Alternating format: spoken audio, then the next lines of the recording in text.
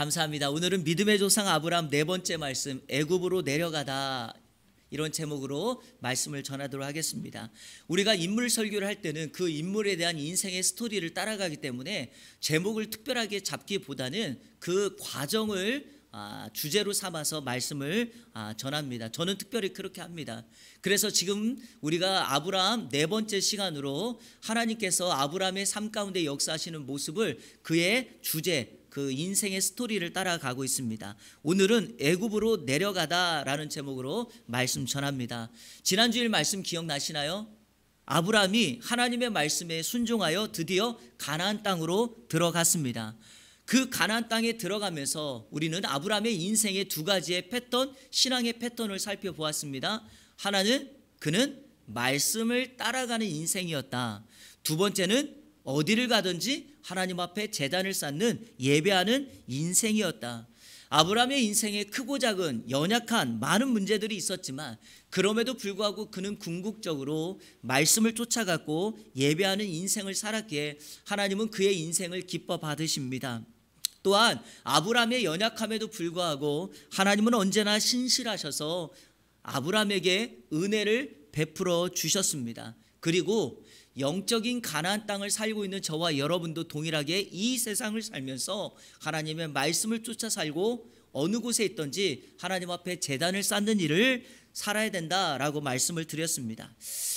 사람들은요, 동전의 양면과 같은 성향을 다 가지고 있는 것 같습니다. 늘 조용하고 다른 사람의 말을 잘 경청하기를 즐겨했던 분이 어떤 때는 불같이 화를 내는 경우를 보게 됩니다. 말을 천천히 하는 분이 계셨는데 어느 때가 되면 갑자기 말을 속사포처럼 빨리 할 때도 있습니다. 반대로 너무 말을 잘하시는 분이 갑자기 어느 순간에 만나면 말을 더듬기도 합니다. 신앙도 그렇죠. 우리가 보기에는 정말 저분 믿음의 본을 따를 만하다라고 생각하는 집사님이 신앙의 삶의 어떤 위기를 사건을 만나자 갑자기 하나님을 등지고 교회를 떠나는 일도 보게 됩니다. 이렇듯 인생은요, 사람은 우리가 알지 못하는 전혀 다른 모습을 가지고 있습니다. 제가 이 말씀을 드리는 이유는요, 아브라함에게서 우리가 이 모습을 보기 때문입니다. 지난주 아브라함은 말씀을 따라갔고 어느 곳에 가든지 제단을 쌓는 신앙의 주 균형 그리고 패턴을 보였던 인물이었는데 오늘 말씀을 보니까 전혀 그러한 모습이 보이지 않고 전혀 다른 모습이 보여진다는 거죠. 그게 바로 가나안을 떠나 애굽이라고 하는 나라로 내려가는 사건이었다. 그래서 오늘 이 말씀을 순서적인 과정을 통하여 왜 이런 과정이 있었는지, 그리고 이 과정 속에서 하나님은 아브라함에게 어떤 역사를 일으키는지 한번 살펴보면서 저와 여러분의 삶도 점검해보는 그런 시간이 되었으면 좋겠습니다. 첫째로 아브라함은 기근으로 인하여 애굽으로 내려갔다는 것입니다. 한번 따라해 볼까요? 기근 때문에. 10절 말씀을 다 같이 읽겠습니다. 성경 10절 시작. 그 땅에 기근이 들었으므로 아브라함이 애굽에 거류하려고 그리로 내려갔으니 이는 그 땅에 기근이 심하였습니다. 아멘. 지금 기근이 임한 땅, 이 땅이 어느 땅입니까? 가나안입니다. 가나안은 하나님께서 아브라함에게 복 주시겠다고 약속하신 땅입니다.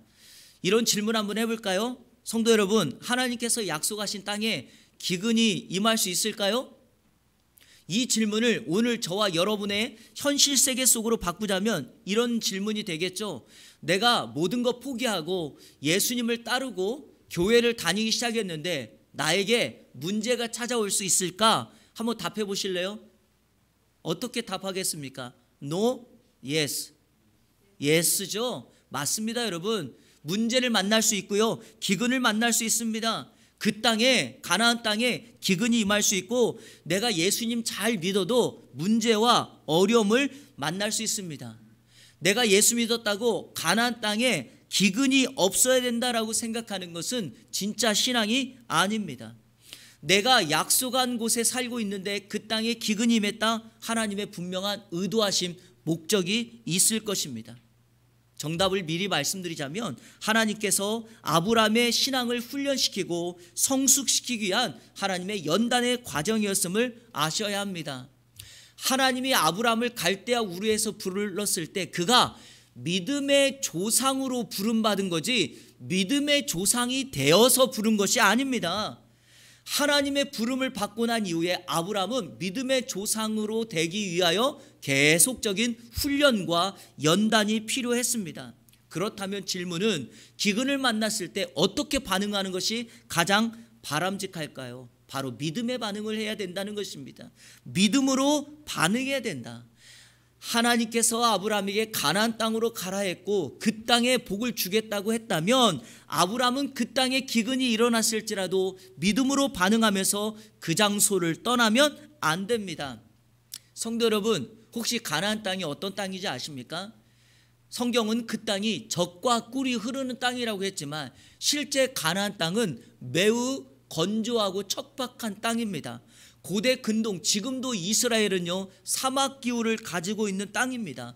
그럼에도 불구하고 성경이 그 땅을 젖과 꿀이 흐르는 땅이라고 말하는 이유는 바로 하나님께서 가장 적절한 때에 이른 비와 늦은 비를 줌으로 인하여 그 땅을 비옥하게 만들고 그 땅에 곡식을 심어 풍성하게 주는, 그래서 척박한 땅이 비옥한 땅이 되는 철저하게 하나님 의존함을 가지고 살아가는 땅이 바로 가나안 땅입니다. 그래서 우리는 그 가나안 땅, 척박한 땅을 살아도 그곳에서 믿음으로 반응하면 하나님의 놀라운 은혜를 경험할 수 있는 땅이기에 그 땅이 젖과 꿀이 흐르는 땅입니다. 그렇다면 가나안에서는 어떻게 살아야 되는가? 철저히 하나님을 신뢰하고 하나님을 의지하며 살아야 한다라는 것입니다. 다시 한번 강조합니다.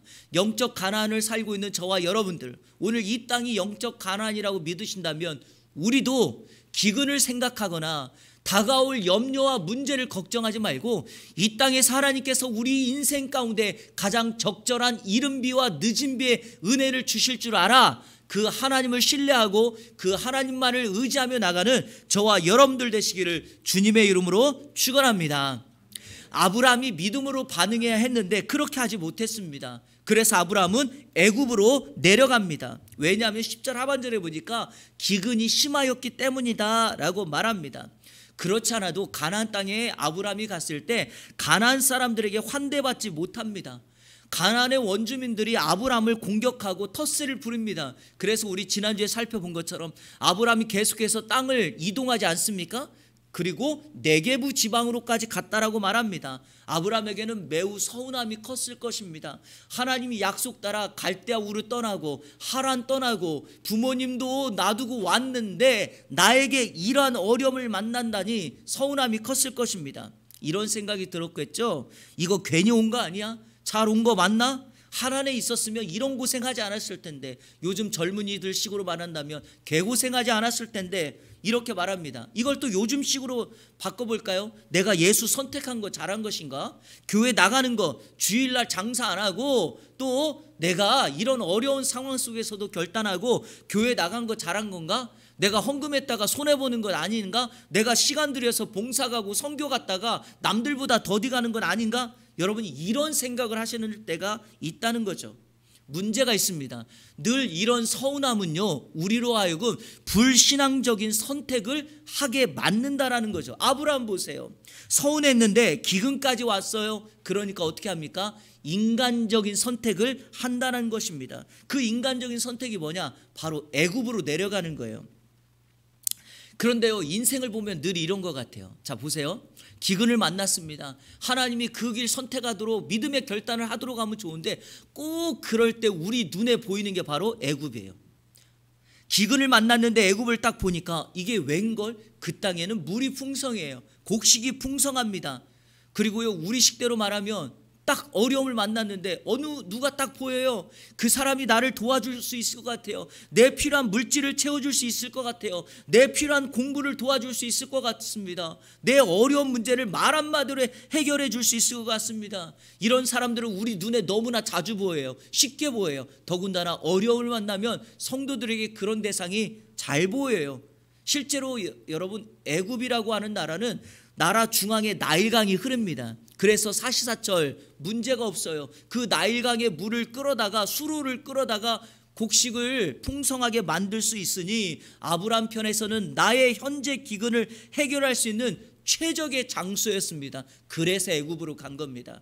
아브라함도요 조금 염치가 있는 사람인 것 같습니다. 왜냐하면 여기 성경에 보니까 애굽으로 가는데 잠시 거류하려고, 우리 지난주에 제가 이 단어 설명했죠. 거류하다는 말, 히브리 말로 구루, 무슨 뜻이라 그랬죠? 잠시 머무르다. 여행하러 어디 갔다가 어느 호텔, 어느 여관에 잠깐 머무르다 할 때 단어가 바로 이 단어예요. 그러니까 아브라함도 애굽으로 갔다가 이 기근만 해결하고 배고픔만 해결하면 어떻게 하려고 그랬어요? 빨리 돌아오려고 했습니다. 그런데 여러분, 그렇게 생각한 불신앙적인 선택이 우리로 하여금 또 다른 문제를 야기시킨다는 거죠. 그런데 아브라함에게 있어서 가장 큰 문제는요, 애굽으로 내려가는 것보다 더 큰 문제가 있었어요. 그게 뭐냐? 하나님께 묻지를 않았다는 거예요.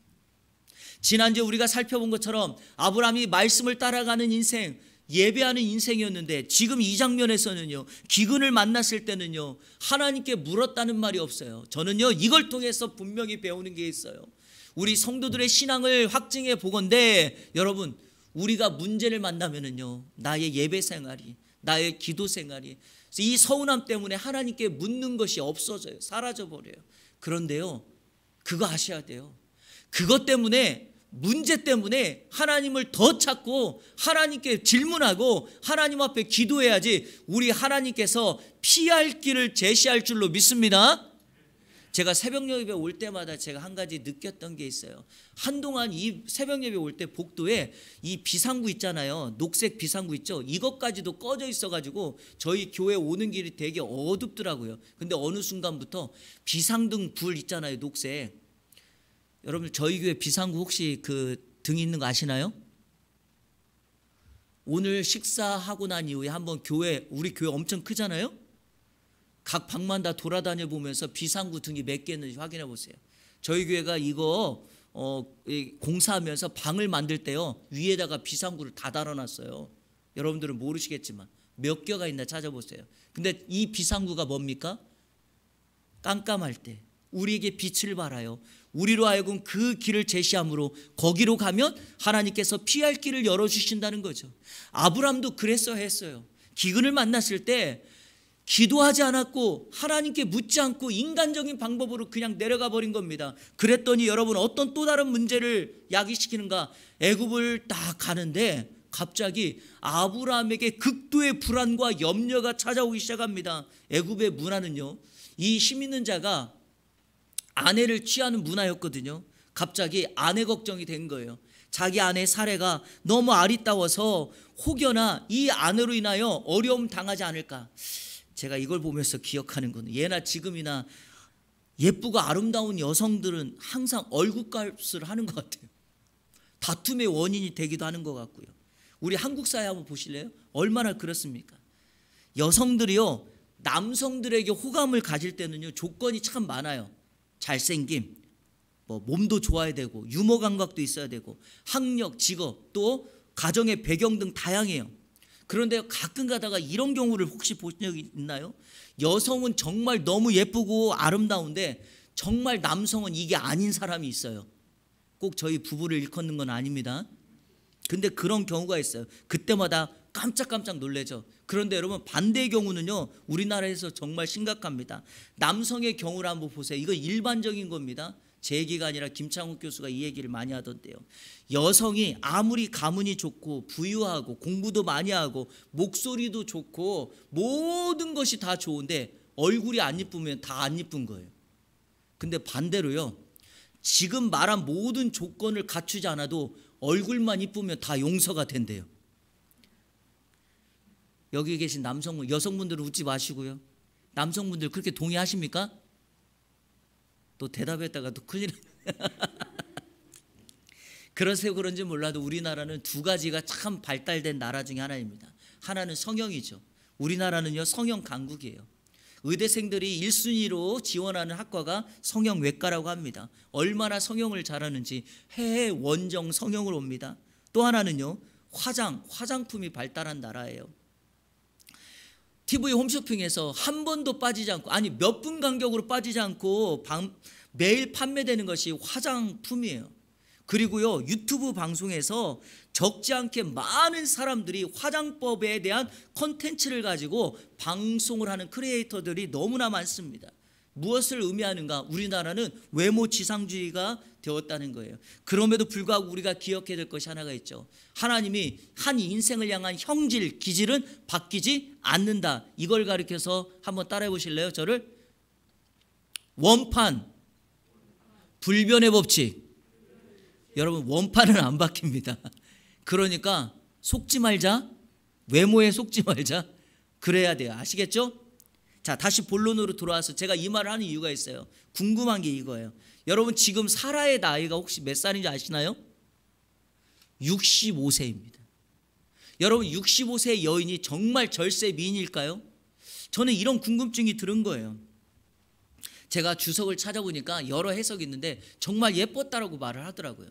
뭐 이때 당시에 120명의 20년의 수명을 사니까 그 정도면 충분히 예뻤다라고 말할 수 있어요. 그런데 또 하나의 해석이 있어요. 저는 여기에 조금 더 무게가 실린다고 생각하는데 그게 뭐냐? 다름의 아름다움이에요. 다름. 애굽이라고 하는 나라는 함의 후손이기 때문에, 흑인의 후손이기 때문에 피부가 검해요. 그런데 이 사례는 셈의 후손이기 때문에 피부가 하얗다는 거죠. 그러니까 여러분 생각해 보세요. 피부가 다름의 그 모습 때문에 아마 사례는 다른 누구보다도 눈에 띄었다. 하지만 성경은 그것을 말하지 않으니까 사례가 아름다웠다라고 하는 거예요. 결국에 이 아름다움이 아브라함에게 근심이 되고 걱정이 되었던 것입니다. 자, 우리 13절 다 같이 읽겠습니다. 13절 시작. 원하건대 그대는 나의 누이라 하라. 그러면 내가 그대로 말미암아 안전하고 내 목숨이 그대로 말미암아 보존되리라 하니라. 아멘. 여러분, 여기 원하건대라는 말을 보십시오. 이 말은 제발 부탁할게 이 말이에요. 아내에게 제발 부탁할 때니까 당신을 누이라고 속여도 용서해줘, 이렇게 말을 해요. 사랑하는 성도 여러분, 아브라함은요, 축복의 통로로서 너로 말미암아 모든 민족이 복을 받을 것이라고 하나님의 사명을 받은 자입니다. 그런데 그가 인간적인 선택을 하고 하나님께 묻지 않았더니 자신의 생명을 아내에게 구걸하는 인생이 되고 맙니다. 성도 여러분, 기억하십시오. 인생의 기근이 찾아왔을 때 하나님의 사명을 잊어버리고 하나님께 묻지 않으면 우리 인생 또한 누군가에게 생명을 구걸하는 인생이 될 것입니다. 누군가에게 복을 주고 누군가를 축복하고 누군가를 살리는 인생이 아니라 사명은 완전히 사라져서 목숨 구하는 인생이 되고 말 거다. 그러므로 이 기근은 하나님의 훈련인 줄 알아서 우리가 하나님께 묻고 이 기근을 견뎌나가는 저와 여러분 되시기를 주님의 이름으로 축원합니다. 두 번째 우리가 살펴봐야 될 건 이겁니다. 애굽으로 갔더니 바로가 사례를 아내로 맞이한다는 것입니다. 바로가 사례를 아내로 맞이합니다. 노래가사에 이런 거 있죠. 언제나 슬픈 예감은, 불길한 예감은 틀린 적이 없다. 그런 것 같습니다. 아브라함의 일행이 애굽으로 들어갔더니 사람들이 사례의 아름다움을 보고 반합니다. 그리고 그 소식이 바로의 관료들에게 들려졌고 이 관료들이 바로에게 말을 하자 바로는 여차없이 지체하지 않고 이 사례를 왕궁으로 데려옵니다. 여러분, 왕궁으로 데려왔다는 말은 후궁으로, 첩으로 삼기 위함이다 라는 뜻이죠. 자, 16절 같이 읽겠습니다. 시작. 이에 바로가 그로 말미암아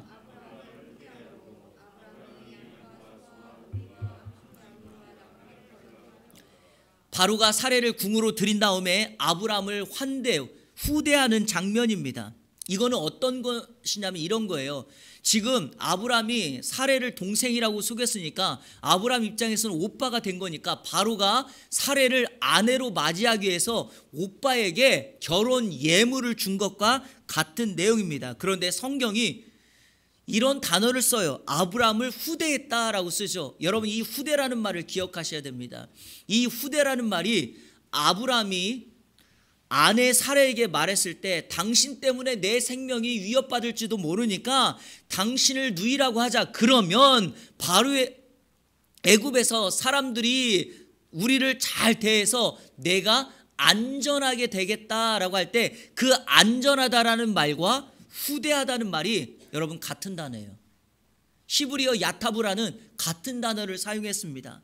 이게 바로 성경이 아브라함에게 강조하려고 하는 것입니다. 아브라함은 아내를 누이라고 속임으로 인하여 바로로부터 생명의 보존을 받고 정말 안전하게 잘 살게 되었습니다.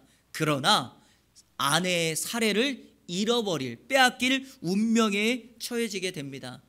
성도 여러분, 이렇게 살면 정말 잘 사는 것일까요?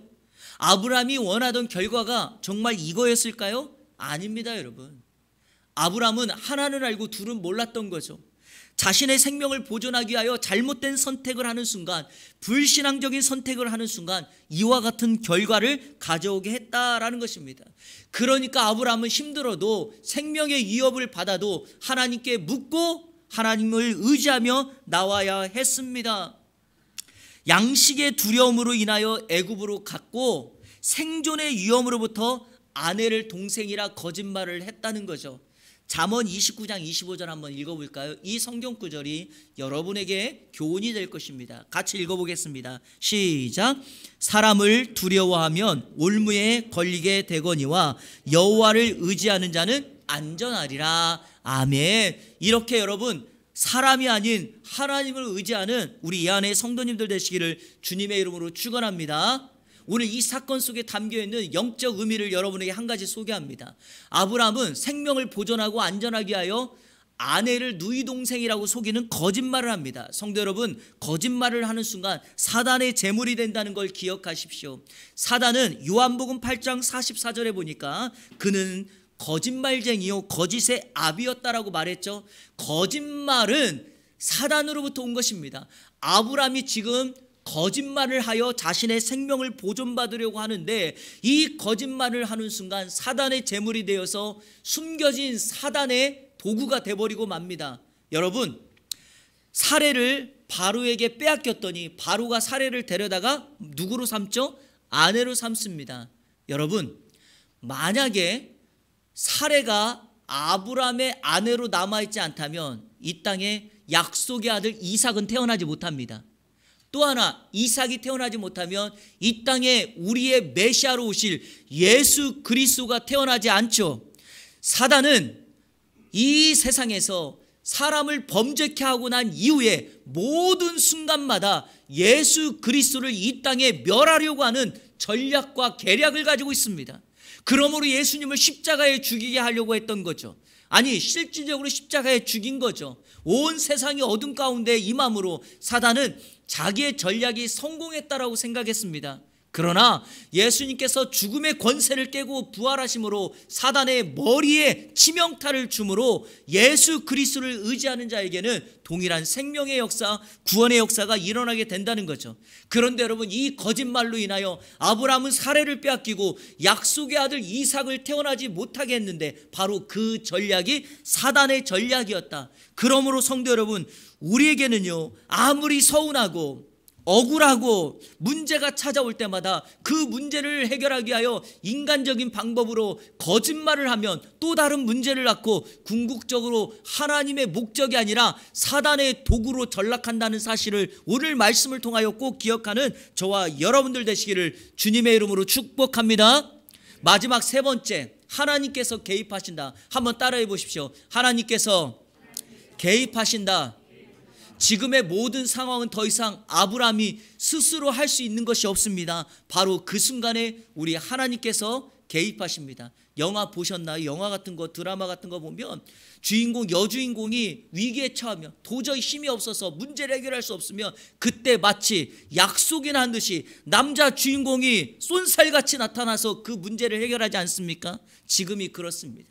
하나님께서 아브라함의 인생의 드라마에 그가 스스로 이 문제를 해결할 수 없을 때 우리 하나님께서 아브라함의 인생, 그의 사건 속에 개입하십니다. 제가 먼저 말씀드립니다. 저와 여러분도요, 하나님을 철저하게 의지하고 있을 때 우리의 위기의 순간에 하나님이 우리를 찾아오셔서 개입하실 줄로 믿습니다. 17절 말씀 다 같이 읽겠습니다. 17절 시작.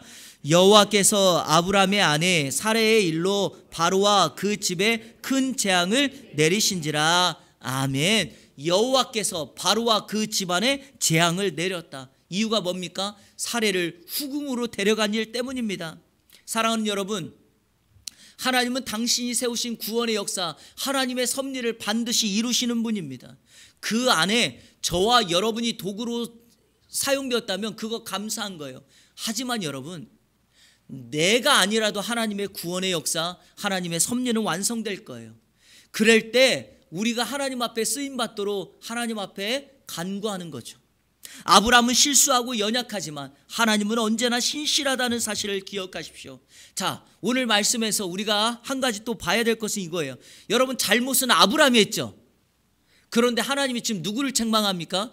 아브라함이 잘못했다면 아브라함을 책망해야 되잖아요. 그러나 하나님은 바로를 책망하고 있습니다. 그 이유가 뭐냐? 바로 창세기 12장 3절의 보호의 약속 때문입니다. 창세기 12장 3절 우리 후반절만 같이 한번 읽어보겠습니다. 시작. 너를 축복하는 자에게는 내가 복을 내리고 너를 저주하는 자에게는 내가 저주하리니 땅의 모든 족속이 너로 말미암아 복을 얻을 것이라 하신지라. 아멘. 아브라함이 세상 온 민족의 축복의 통로가 되기 위하여 아브라함을 축복하는 사람 하나님이 축복할 것이고 아브라함을 저주하는 사람 하나님이 그 사람을 저주할 것이다. 그러면 지금 바로의 경우는 어떤 경우입니까? 사례를 아내로 데려간 일이 아브라함을 저주한 것과 같다라는 거죠. 그래서 하나님이 아브라함이 아닌 바로와 그의 집안을 저주하는 것입니다. 그런데 자 18, 19절 한번 보겠습니다. 이 일 때문에 바로는요 아브라함을 책망합니다. 자, 우리 18절 19절 시작. 바로가 아브라함을 불러서 이르되 내가 어찌하여 나에게 이렇게 행하였느냐? 내가 어찌하여 그를 내 아내라고 내게 말하지 아니하였느냐? 내가 어찌 그를 누이라 하여 내가 그를 데려다가 아내를 삼게 하였느냐? 내 아내가 여기 있으니 이제 데려가라 하고. 여러분, 3번이나 바로가 반복한 단어가 있습니다. 어찌하여, 어찌하여. 아브라함아, 어찌하여 내 아내를 동생이라고 나를 속였느냐?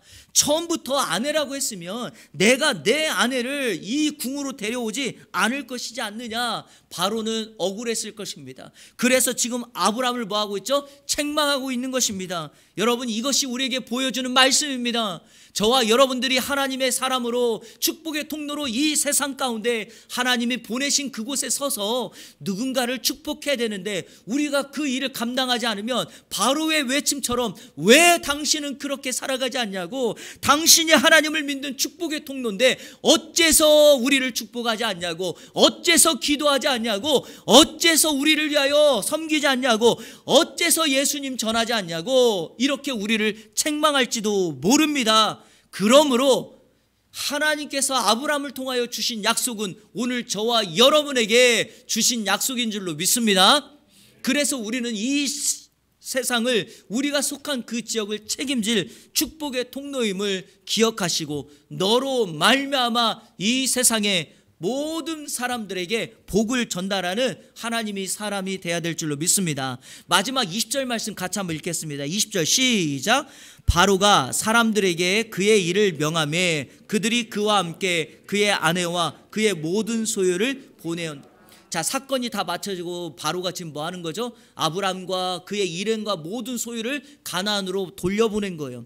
성경은요 기다렸다는 듯이 아브람을, 즉 가나안을 떠나 애굽으로 왔던 아브람을 다시 애굽에서 어디로 보냅니까? 가나안으로 돌려보내요. 이걸 통하여 하나님께서 의도하신 건 무엇입니까? 그거 봐라, 가나안의 기근이 일어난다 할지라도 그 가나안을 떠나서는 안 돼. 왜냐하면 그 땅은 내가 너를 축복하기 위하여, 너가 세상을 축복하기 위하여 그 땅에서 내가 너에게 복을 줄 거니까 이 땅에 기근이 임했다면 그것은 나의 연단, 나의 훈련이야 라고 우리 주님이 말하는 것과 같습니다. 말씀을 맺겠습니다. 사람들은요 기근을 만나면 하나님을 떠날 기회로 삼습니다. 아브라함이 했던 것처럼요. 그러나 애굽 사건을 통하여 하나님이 아브라함에게 보여준 것은 하나님을 온전히 신뢰하면서 기근 속에서도 그 땅에 머물러 있어야 된다라는 것을 가르칩니다. 아브라함은 그 교훈을 받은 거죠. 그러면 여러분 이후에 이제 어떻게 살면 될까요? 제가 한 가지 아브라함의 인생 속에서 나오는 신뢰를 한 가지 알려드리겠습니다. 창세기 24장에 보면은요, 아브라함의 아들 이삭의 아내를 구하는 장면이 나옵니다. 이 가나안이 우상을 섬기고 세속적이다 보니까 아브라함이 며느리를 얻는데 그곳에서 얻으려 하지 않고 자기 고향에 가서 며느리를 데려오라고 늙은 종을 시켜서 보냅니다. 그때 여러분 늙은 종이 이와 같은 말을 해요. 아니 지금은 뭐 사진이라도 있고 얼굴이라도 보여줄 수 있지 않습니까? 그런데 사진도 없고 내가 가서 여인을 데려오려고 하면 여인들이 누가 따라오겠냐는 거예요. 그때 늙은 종이 이렇게 말을 해요.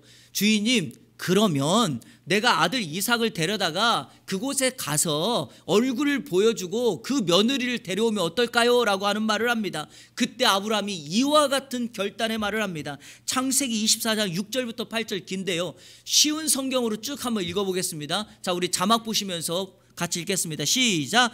아브라함이 종에게 말했습니다. 안 된다. 내 아들을 그리로 데려가면 안 된다. 여러분 제가 밑줄 그어놨죠? 왜 그러는지 아십니까? 안 된다. 내 아들을 그리로 데려가면 안 된다. 무슨 의미죠? 가나안 땅을 떠나서는 안 된다, 이 의미입니다. 자, 7절을 쭉 중간에 보시면 7절 보시면 그리고 내가 이 땅을 내 자손에게 주겠다고 나에게 약속했으니 이 땅 떠나지 않을 거다. 자, 마지막 8절 말씀 같이 읽겠습니다. 시작. 만일 여자가 8절이요. 8절 시작. 만일 여자가 너를 따라오기를 원치 않으면 너는 이 약속에 책임이 없다. 하지만 내 아들을 그리로 데려가서는 안 된다. 하지만 내 아들을 그리로 데려가서는 안 된다. 다시 바꾸면 뭐라고요? 가나안 땅을 떠나서는 안 된다. 여러분 왜 아브라함이 이렇게까지 강하게 얘기할까요? 애굽 사건을 통하여 그는 배웠던 것입니다. 하나님께서 가나안을 떠나지 말라고 했던 그 약속, 이걸 가르쳐 주신 거죠. 그러므로 사랑하는 여러분, 하나님의 신실한 약속은 언제나 변함이 없기 때문에 저와 여러분들이 하나님의 약속을 받았다면 그 약속 붙들고 의지하면서 세상의 방법, 인간적인 선택, 서운함을 통하여 내 신앙을 표현하는 것이 아니라 하나님을 온전히 의지하고 신뢰함으로 그분이 우리에게 허락하는 안전함을 누려야 될 줄로 믿습니다. 우리는 지난 3년 동안 코로나라고 하는 기근을 만났습니다. 저를 비롯하여 우리 한국교회가 다 경험한 거죠. 더욱이 이 3년의 기근은요, 저희 교회와 같은 개척교회가 자이든 타이든 문을 닫게 만드는 원인이 되었습니다. 저희 교회도 마찬가지죠. 개척하고 1년 2개월 딱 지난 다음에 코로나 만나서 지금 3년이 지났어요. 그런데 여러분, 저는요 이 설교 준비하다가 계속해서 그 기간을 떠올렸어요. 왜냐? 여러분 코로나가 기근 아닙니까? 서울렸어요. 계속 떠올랐어요. 근데요, 제가 부족한 제가 감히 우리 성도님들께 말씀드리지만 저도 우리 성도님들도 그 기간 동안 교회를 떠나지 않았습니다. 저는요 코로나 기간 동안 아무도 찾아오지 않고 주변에도 제대로 어느 때는 학원도 문 열어 있지 않은 그곳에 매일 지금도 그렇지만 교회에 나왔습니다. 할 것이 뭐가 있겠어요? 그럼에도 불구하고 책을 읽고 설교 준비하고 성도님들을 위하여 기도하고 코로나가 빨리 끝나기를 위하여 기도했습니다. 어느 때는 너무 섭섭해서 정말 한없이 울었을 때도 있어요. 어느 때는요 하나님 앞에 정말 제가 찬양 좋아하니까 찬양도 많이 했습니다. 여러분, 근데 제가 이렇게 한 이유가 있어요. 제가 가진 생각 두 가지. 하나는 우리 예안교회가 이 롯데캐슬 지역에 세워진 이유는 바로 우리 교회가 은혜의 진원지다. 저는 이걸 믿었습니다. 또 하나, 두 번째는요, 저를 통하여, 여러분을 통하여 이 지역사회 롯데캐슬이 하나님의 복을 받는 축복의 통로임을 믿었기 때문이죠. 우리가 견디면, 우리가 이 기간을 넘기면, 하나님의 은혜를 구하면, 하나님을 신뢰하면 하나님은 반드시 다시 한번 우리 교회와 우리 성도들을 통하여 은혜의 역사, 축복의 역사를 흘러 넘치게 할 것을 믿었기 때문입니다. 성도 여러분, 믿으십니까? 이제 앞으로 이 코로나가 끝나는 이 즈음에서 하나님의 선한 뜻을 의지하고 그 하나님을 신뢰하면서 다시 한번 올 한 해 우리 교회 표어처럼 이 세상을 우리로 말미암아, 나로 말미암아, 너를 통하여 축복의 통로가 되고 이 공동체를 변화시키는 하나님의 은혜 역사가 임하기를 주님의 이름으로 축원합니다. 우리 시간에 결단의 찬양 드리도록 하겠습니다. 여러분, 우리는 연약해도요, 우리는 약해도 하나님은 신실해요. 하나님의 일하심은 변함이 없어요. 그래서 우리는 그 하나님을 의지하며 나갑니다. 우리 시간에 주여 우린 연약합니다 같이 고백하며 결단의 찬양 드리도록 하겠습니다.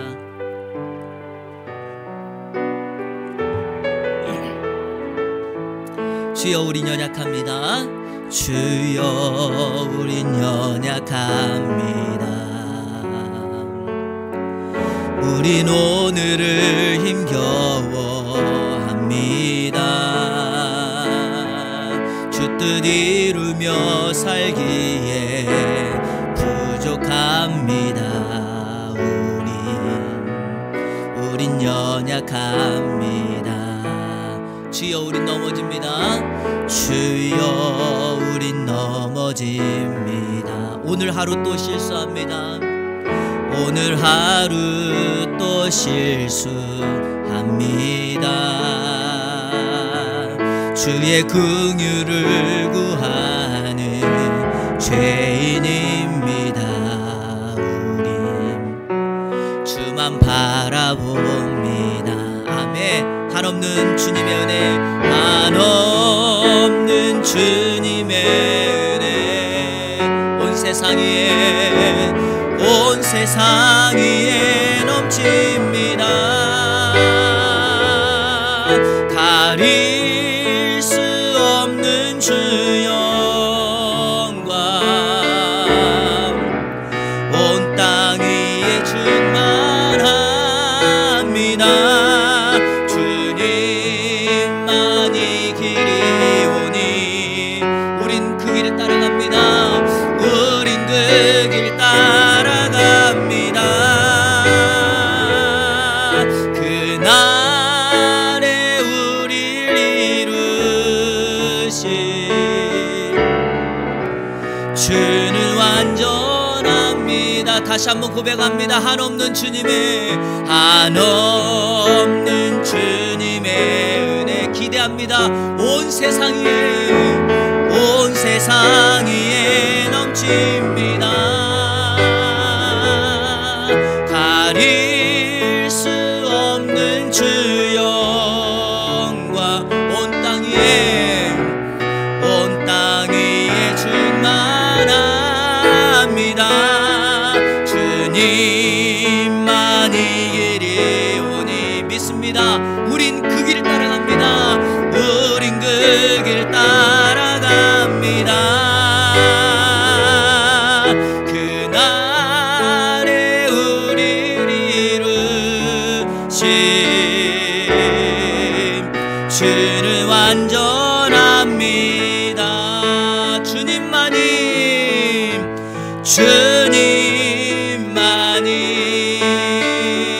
내 모든 것 되시며 내 모든 것 되시니 주님만을 더 알게 하소서, 더 알게 하소서. 다시 한번 고백합니다. 주님만이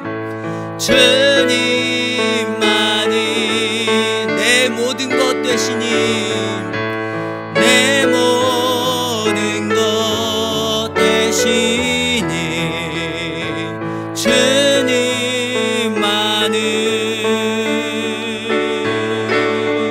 더 알게 하소서. 아멘.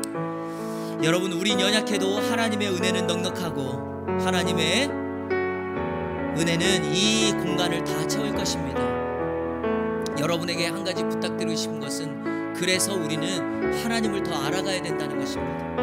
그분을 알아가면 알아갈수록 우리는 그분을 더욱 신뢰하게 되어서 우리에게 찾아오는 기근과 어려움과 문제 속에서도 우리는 그 시간을 견고하게 이겨낼 수 있을 것입니다. 여러분, 아브라함의 인생을 추적하다 보면은요, 아브라함의 변화를 느끼게 됩니다. 아브라함이 이렇게 바뀌었나? 아브라함이 이렇게까지 생각하나? 여러분, 왜 아브라함이 믿음의 조상인 줄 아십니까? 바로 그 아브라함이 우리 신앙의 모델이기 때문입니다. 우리의 시작이 부족하고 연약했을지라도 예수님을 믿는 연수가 쌓으면서 주님을 닮아가는 것처럼 우리가 바뀌는 겁니다. 맷집이 생깁니다. 문제가 찾아와도 어려움이 찾아와도 쓰러지지 않습니다. 견고하게 능히 이겨낼 수 있습니다. 문제가 와도 이건 하나님이 나에게 주실 축복의 기회다 라고 하는 것을 우리는 확인할 수 있습니다. 그럼 어떻게 될까요? 주님의 약속 신뢰하십시오. 여러분, 어려움이 와도 하나님께 물으십시오.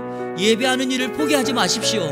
그리고 우리 자녀들에게 선포하십시오. 하나님이 지키신다. 하나님이 도우신다. 우리 사업장, 우리 인생, 우리 가정, 내 기도 우리 하나님이 지키신다.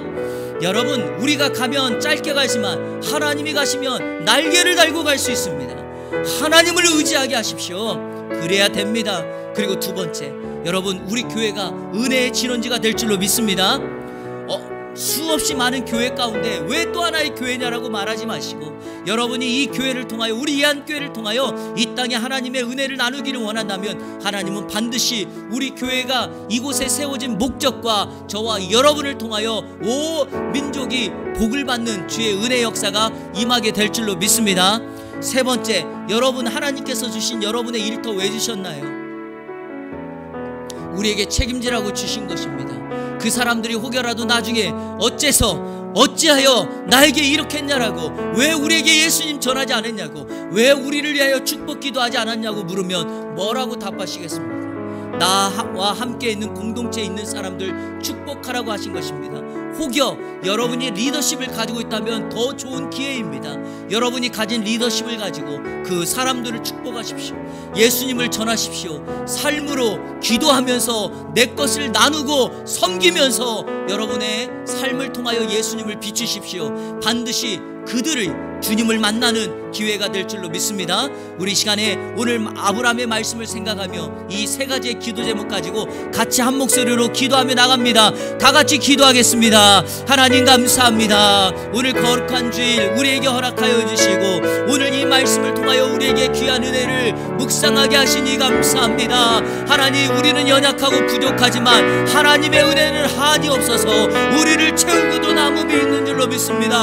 하나님의 약속은 반드시 신실하게 지키시는 줄로 믿사오니 우리가 그 약속을 붙들고 나갈 수 있도록 인도하여 주옵소서. 하나님 아버지, 우리 자녀들에게 우리의 공동체에 내가 무엇을 보이겠습니까? 하나님, 우리가 이 약속의 말씀을 붙들고 살아가는 것을 증명하게 하여 주옵소서.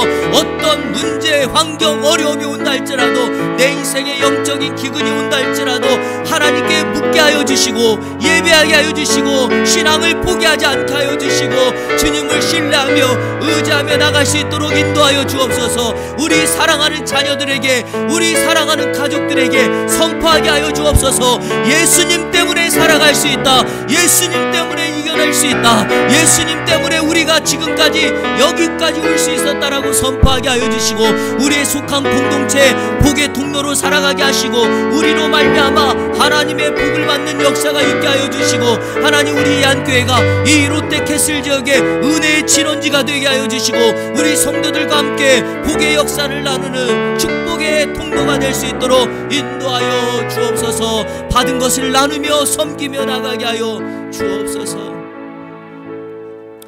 하나님 아버지, 감사합니다. 오늘 아브라함의 작은 실수를 봅니다.